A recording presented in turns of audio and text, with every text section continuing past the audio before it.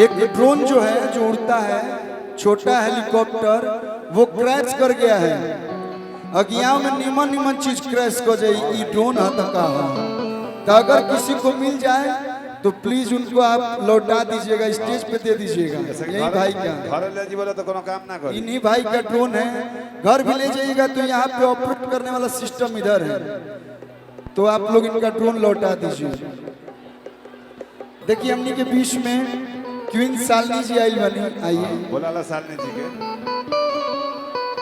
शालिनी जी कमिंग, शालिनी जी कमिंग। हाय कि तहरा राजा जी के दिला टूट जाए।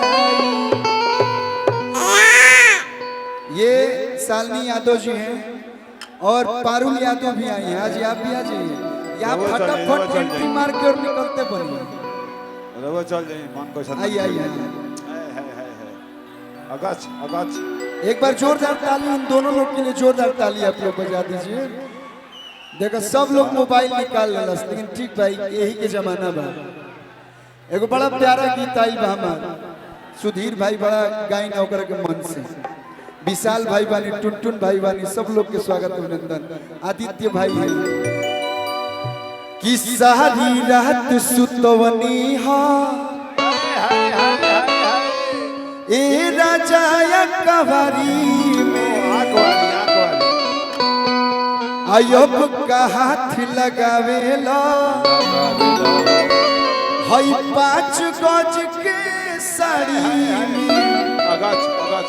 ए राजा जी ई राउरे हा, राउरे रही कि राउर धन नहीं ये राजा आ केहू खाए वाला बा, कि राउर धन नहीं ये राजा आ केहू खाए वाला बा। क्या उठलाली लगे हैं, यो कौन नहीं की तकाना के भावा कि छोड़ी छोड़ी उठलाली क्या हो रहा है, छोड़ी छोड़ी उठलाली क्या हो रहा है। सारी रात सुतवनी हा ए राजा कवारी में, सारी रात सुतवनी हा ए राजा कवारी में, और अब का हाथ लगावेला 5 गज के साड़ी में,